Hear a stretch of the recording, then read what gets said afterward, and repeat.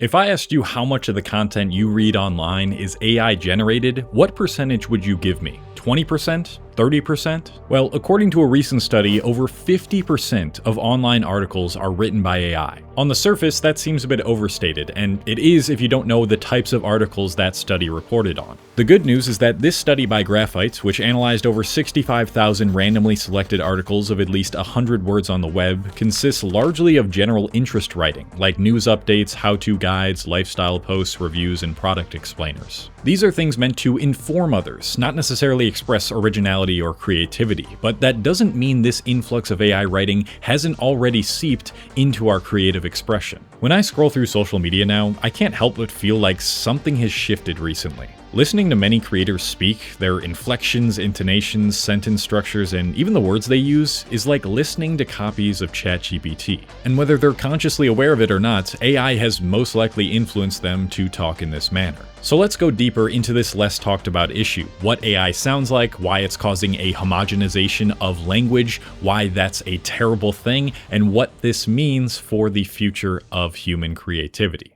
So I've already made an entire video dissecting what AI writing sounds like, but if you didn't watch that, I feel like I need to give you at least a baseline understanding of it. Otherwise, you're not really going to be able to hear AI in the examples I'm about to give. One of the most common patterns of AI is, it's not this, it's this. It will negate a statement, often unnecessarily, and then follow it up with something meant to clarify. For example, AI writing isn't dangerous because it's bad, it's dangerous because it's almost good. Shout out to AI for writing that one. Another pattern is overusing the rule of threes. It will tie together three words or phrases in a very certain way that feels robotic, unlike the combination of three ideas that we usually use to make a sentence sound more rhythmic and pleasing. For example, the raw, the jagged, the kind of truth no filter can counterfeit. At first glance, this sounds like something a human might write, but it has this strange, direct, flat, robotic sound to it, and when looking at the context it's surrounded by, it's easy to tell it's AI. Last one I want to quickly go over is its tendency to format a question like the truth, or the kicker, or and honestly. For example, and the kicker?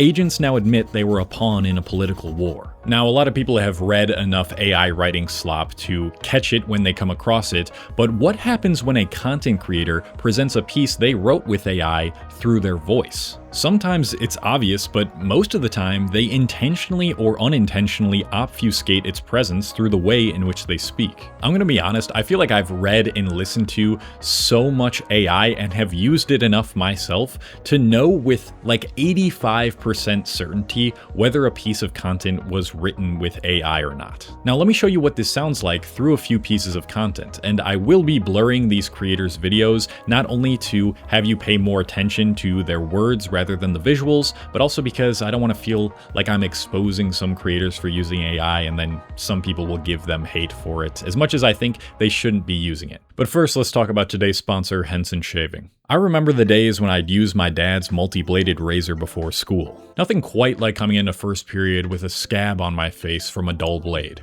The problem with tools like that I used to use for a while is they not only cause a lot of waste, but they also create a lot of irritation unless you're using a brand new razor head with a bunch of cream. But Henson got rid of this problem for me. It's an aluminum old school body with disposable recyclable razor blades that cause way less irritation than the multi-blade brands due to their design. In fact, they did a study comparing this and found a significantly less irritation response on the side shaved with Henson. You only need to buy the actual aluminum razor once, then you can expect to spend like $2 to $3 a year on the blades themselves, which is so much better than having to buy an all new set of heads every few weeks. If you've been struggling to find a nice razor that gives you no irritation and no bumps, give Henson a shot. Click the first link in my description and use my code COLEHASTINGS and you'll receive 100 free razor blades. That's 2 years worth of blades completely for free. All right, let's get into the first video. Men don't marry the love of their lives. That's something that women do. Men marry the woman who is there when they're ready. This one's gonna sting, but let's be honest. Men don't marry for magic, they marry for timing. Women fall when it feels right. Men commit when it makes the most sense. I'm not saying we don't love deep, we just don't lock in until our foundation's built. Because real men know, love without structure is a liability. You could be the perfect woman, soft, supportive, aligned in every way. But if he's 24 years old, broke, and still figuring himself out, he's not choosing forever, he's choosing survival. That's why he circles back at 34, more stable, more more sure. Suddenly, she's the one. It was never her to begin with. It was him, his readiness, his clarity, his nervous system finally saying, I can carry this. So if you're waiting on a man to wake up, you might be mistaking chemistry for capacity, because men don't marry the love of their life. They marry when their life can hold love and everything that comes with it. So the first line here kind of gives it away for me right away. Not only is the AI saying men don't want this, they want this, but it also is like trying to say something deep without really knowing what it's trying to say. The next line that just screams AI to me is soft, supportive, aligned in every way. That's the sort of stale rule of threes that I touched upon earlier. Another line is, he's not choosing forever, he's choosing survival. Why don't you ask that creator exactly what that line means? Do you know what that line means? Does that line hit you the more that you think about it? Because here's something else I've noticed about AI writing. At first glance, it might sound elegant. It's saying something deep, but you don't really know what it is. Great writing that's hard to comprehend does that to us sometimes, and the more that we read it, the easier it is to discern the meaning. But this content induces the opposite effect. The more you read this quote, the less meaning you feel. Try to repeat that line over and over and see if the same thing happens to you. This last one kind of hurts because the account is showcasing how to talk with really rich prose through a talking hamburger. The gallery wall in the Starbucks seating alcove presents a tightly curated visual thesis, a corporate pastoral in 9 movements. Each image, when read in isolation, offers a familiar trope: the red barn, the coffee cherries, the mist-drenched forest, but together they enact a quiet choreography of global sourcing, visual reassurance, and agrarian fantasy. This is not documentation. This is branding as Bildungsroman. Sounds pretty damn good, right? Well, when I asked ChatGPT to write about this same item, prompting it to use vivid, colorful prose, it follows almost the exact same writing style as this content. The same content where people are leaving comments like, if I could write prose like this, I think I'd write about a burger too. Now here's the thing, it is very possible that some or even all of these creators did not use AI to write the scripts for their videos, but even though that might seem like a good thing, this is the real danger of chatbots. It is encouraging us to speak and write in a very homogenized way even when we don't use them because we are engaging with its writing without us even knowing it. Firstly, and most obviously, LLMs have a tendency to overuse certain words. In a study titled Why Does ChatGPT Delve So Much, which I found out thanks to the GOAT of linguistics content, Etymology Nerd, they identify what they call focal words. These are words whose usage in scientific writing has spiked in the last few years that are also used in more ChatGPT-generated scientific abstracts compared to human ones. Words like delves, advancements, underscores, and intricacies skyrocketed in frequency around the same time that ChatGPT was released. The reason this happens is due to the implicit bias within the data that the LLM was trained on, along with the biases humans had when reinforcing the learning of that data. But it goes much deeper than that, and I feel like this is a good time to let Etymology Nerd explain why, because he's very good at condensing information very quickly. You know how ChatGPT just kind of sounds different from humans and you can't exactly tell why? Well, I looked into the research on this and it's actually explained by a lot of different things happening at once. First, you've probably heard about how AI will overuse certain words like delve, commendable, and meticulous, and this is either because of biased training data or because of biased human feedback and reinforcement learning. But those are just the most obvious examples. ChatGPT will use every word at a slightly different frequency than humans actually use it, which will make the overall effect sound way more robotic. And then there's the use of punctuation. ChatGPT tends to be more formal, so you actually have more overly grammatically correct language, like in excess of M dashes. But then it gets really interesting when we get to the grammatical split. Large language models weirdly tend to use more nouns, which is an indication of objectivity in informational speech, 2 things they're optimizing for. You'll also have less emotionally charged language since the AI is trained to sound more neutral than us irrational human beings, but at the same time you'll have more positive adjectives and polite speech because of how it's engineered to sound like a servant to us. Now I want you to think about how this applies to the way that we talk to each other.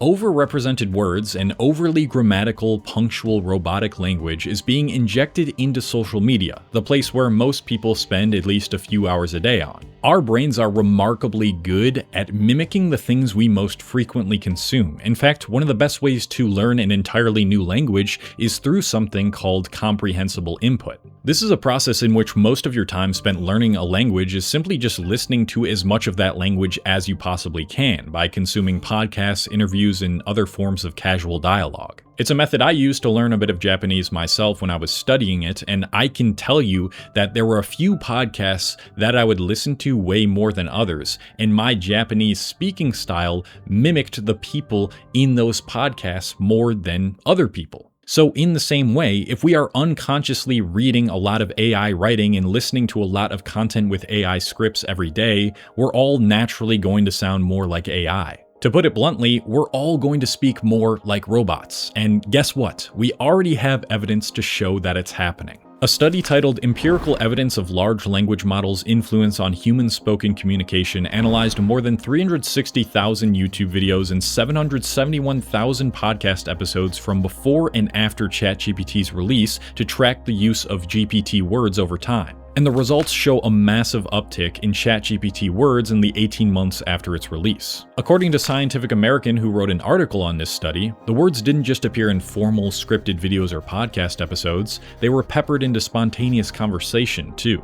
The implications for this are terrifying. Imagine a world where we lose our ability to uniquely describe things and pass off the process of generating conversation and written text to a chatbot. In that world, linguistic variability and style goes to die, and cultural differences in language can even get stripped away too. In their September 2025 study, the Department of Linguistics at the University of Konstanz wanted to measure linguistic features of LLMs and compare them to human-generated text. And their results indicate a trend where machine-generated text exhibits lower linguistic variability compared to human-written text and scores increasingly similar to one another, suggesting a homogenization of linguistic styles of models for their set of features. Another perhaps more alarming study conducted at Cornell took 118 participants from India and the US who completed culturally grounded writing tasks with and without AI suggestions. And they found AI suggestions led Indian participants to adopt Western writing styles, altering not just what is written, but also how it is written.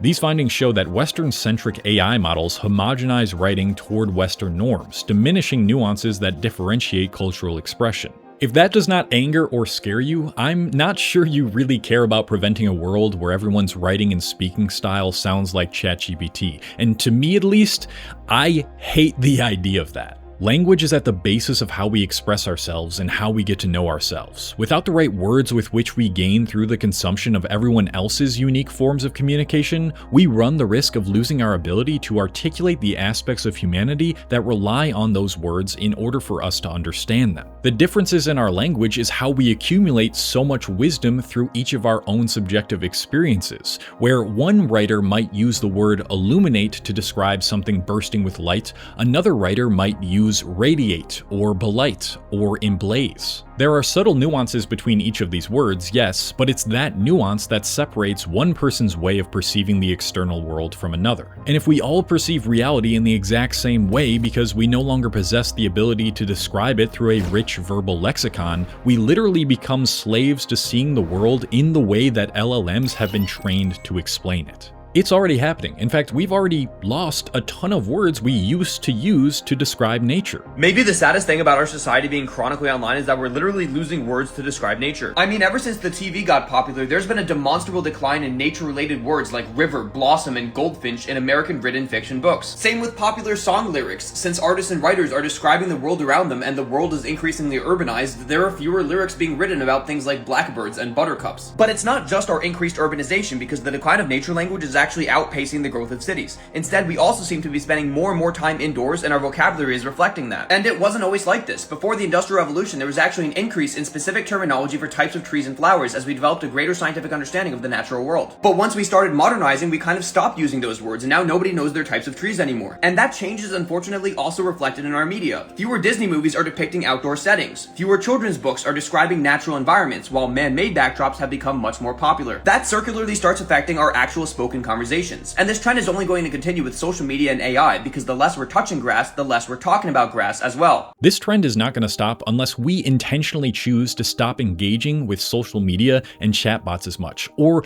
if we're producing content on social media, we need to start using our own voice more. If we want to retrieve the words we are losing and ensure the sophistication of high-depth, high-breadth, subjective language remains intact, we have to consume the past before the TV was invented and before we spent more of our time inside.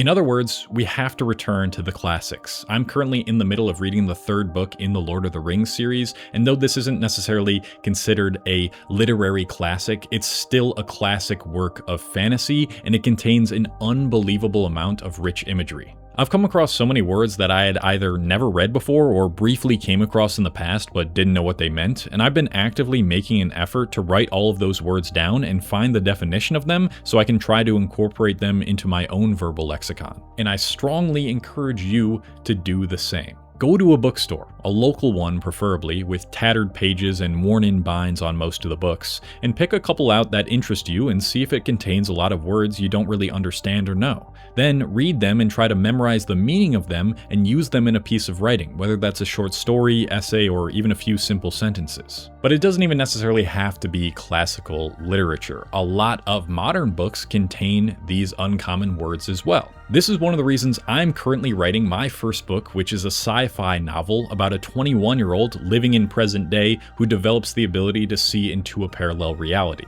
I really want to give people an excuse to disconnect from this and engage with a piece of work that might inspire them while also giving them some new words to learn, though I don't think that my writing is that verbally rich. If you want to get updates on my novel, it is linked in the description below. I just finished the first draft, so it should be published within a few months. Listen, I do not despise everything that AI is doing. It can certainly help aid non-native speakers to learn a new language if they don't have access to a teacher, and there are even some instances in which I use it to help me think of new words when I ask for synonyms, or it helps me edit. But like all of these technological advancements, if you aren't intentional with the way you use it, and you allow it to shape your thoughts and words by constantly engaging with it, it will destroy your ability to create novel ideas, thoughts, and writing styles, which are all necessary if we want to preserve our humanity. So please keep doing the harder thing. Read classical texts, learn new words, use those words to see the world more distinctly and clearly, and maintain your unique voice at all costs.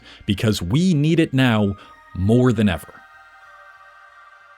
Thank you very much for watching. I'll leave some of my favorite pieces of literature in the description below. I'll provide both nonfiction and fiction, no matter what genre you like. And if you enjoyed this video, you might like my video on post-literate society. What happens in a society where literacy rates start declining, like our current society. If you want to check that out, then yeah, check it out. And I'm going. Goodbye.